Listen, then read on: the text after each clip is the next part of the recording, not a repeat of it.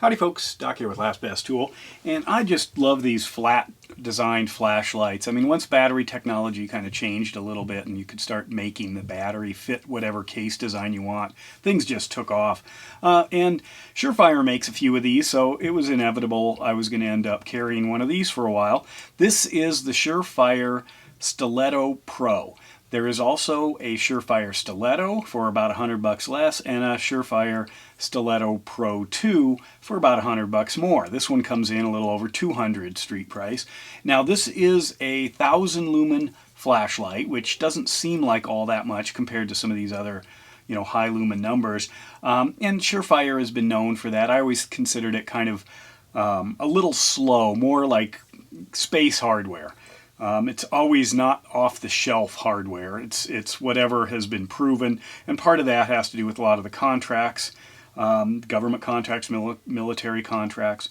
But something interesting I noticed is as I was looking at the packaging on this, is it doesn't say Made in America anywhere. And I dug a little deeper, and it is not considered Made in America. It can't have that branding.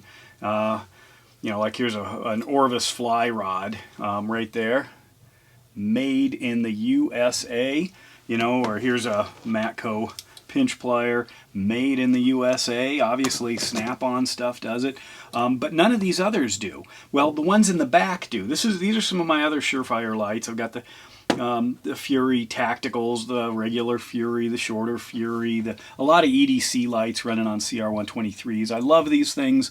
But this is also to prove a point. As you know, I do a lot with Olight. I love Olight flashlights, and there's always people who say they're not going to buy any Chinese lights. Well, guess what?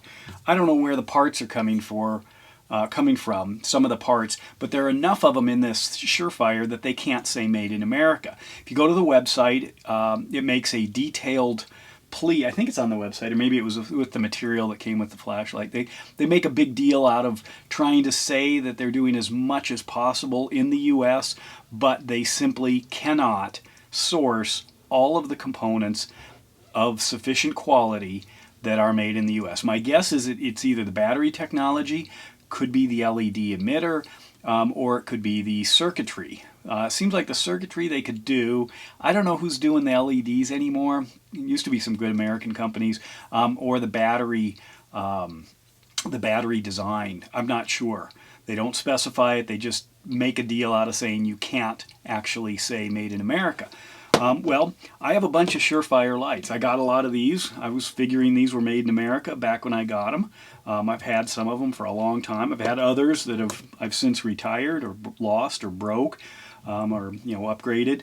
But I have tons of Surefire. I love Surefire lights. So to me, the reason I'm saying that is it kind of feels like it's okay now to really embrace some of the very well made Chinese or overseas made lights. And the reason is I don't think there's a choice unless you know of a high-end affordable, there are some Gucci, MIT designed lights that you could get for thousands of dollars. But if you want some kind of a good quality light, there's a chance it's over as far as America is concerned.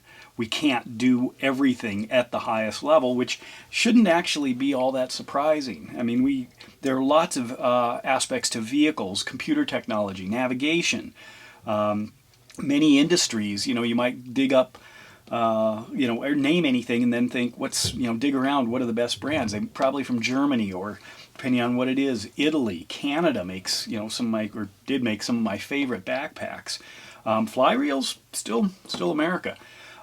But overall, going back to the Stiletto Pro, now you could go a little less and a little lighter and get the regular Stiletto. That's only 650 lumens. This one's 1,000. Like I think I said, that's not a whole lot. This one's gone to aluminum instead of just a polycarbonate for the main body.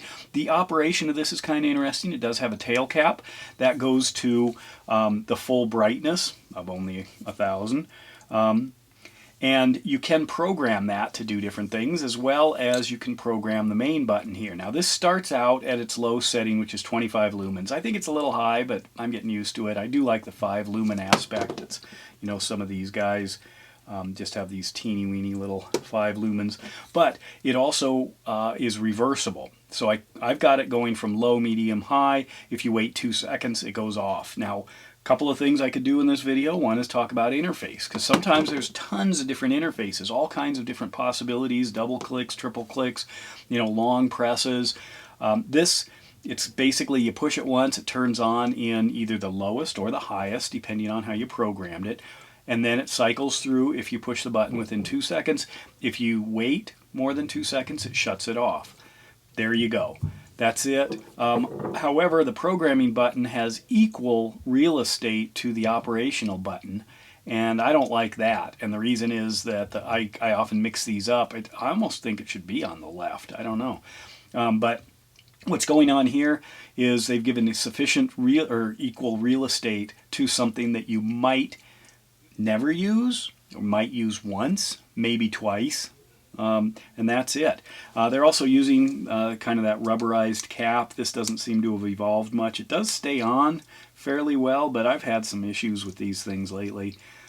Over time, getting dirt and stuff around the seal, and so it doesn't stay on. I kind of like what Olight is playing around with. But anyway, overall, I really like this light. It does have a reversible pocket clip, and I did reverse it. I don't like carrying the light up. I'm not that worried about firing it off. You could. I'd probably have it on the low setting, but it's not a super high-powered light. So there's that. But anyway, it rides very well in the pocket. It's not deep carry, unfortunately. I think they could reverse those or something to get a little deeper.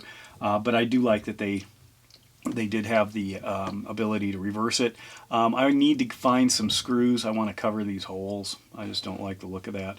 But overall, for a $200 flashlight, that's a lot. It is mostly made in America. It is an American company, but it's interesting that Surefire can't say that anymore, that it is truly an American flashlight.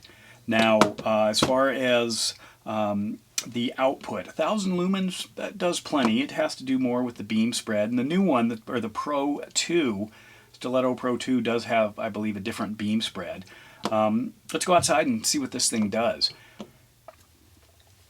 So outside here, you can see the low of 25 lumens is still plenty to do stuff.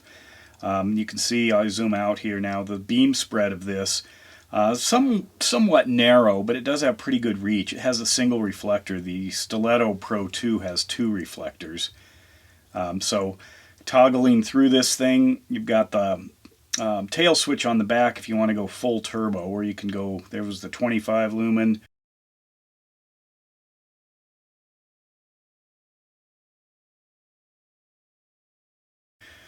There's the medium 300 and then the 1000.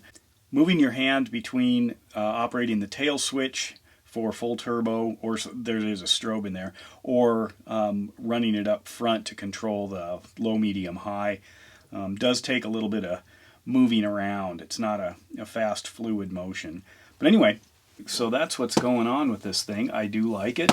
The arc feld's got a lot of other features. The arc flex, simple if you want to crank over 90 degree. The jet beam, very powerful, good solid light. Phoenix, kind of starting to get into more of a utility work light as well. The night core, lots of different features on the night core. This one's probably the closest, in operation, but it does have a more detailed interface. Inexpensive little Claris light. These are just so handy if you are interested in something like this, and it's got a magnet. So even though it's a little thin pencil guy, stands up. But overall, Surefire's great. If I was going to get another one, I would probably get the one below it. It's 2 ounces lighter, about 2 ounces lighter. And the one, oddly, that is above this is about 2 ounces more and longer. So this one's right in the middle. The other one's a little shorter, a little lighter, plenty cheaper. The next one above this, or the one above this, is heavier, longer, and quite a bit more expensive. But I do like the feel. If you've got one of these, let me know. There's not a whole lot out there that's, just people carrying them around. I can see why, but it is a great light. Really nice light. Anyway, there it is, the Surefire Stiletto, as well as the Made in America topic. And with that, Doc out.